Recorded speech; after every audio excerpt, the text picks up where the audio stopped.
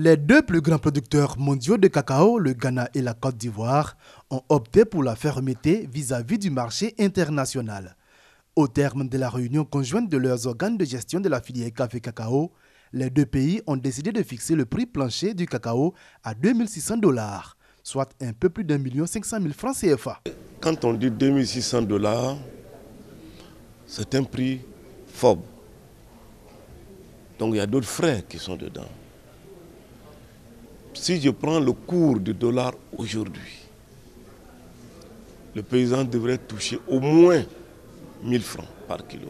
Si les transformateurs, fabricants et autres acteurs de la chaîne commerciale du cacao ont souhaité une réunion technique pour peaufiner le mécanisme de mise en œuvre de ce prix plancher, la Côte d'Ivoire et le Ghana ont décidé de suspendre les ventes jusqu'à nouvel ordre. Normalement, nous devrions être en train déjà de vendre la campagne 2020-2021. Nous avons dit que nous devons attendre le 3 juillet, lorsqu'on va finaliser le mécanisme.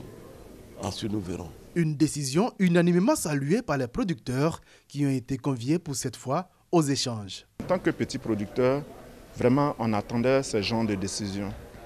Aujourd'hui, la Côte d'Ivoire et le Ghana sont unanimes pour booster le prix, pour aider les petits producteurs que nous sommes. Quoi de plus normal? Vu tout ce qu'ils ont pris comme décision ici, nous ne pourrons qu'être vraiment heureux, satisfaits. Les deux États sont bien partis pour obtenir des résultats historiques. De 750 à 1000 francs, c'est bon à prendre. Actuellement, la tonne du cacao sur le marché mondial se négocie à 2400 $.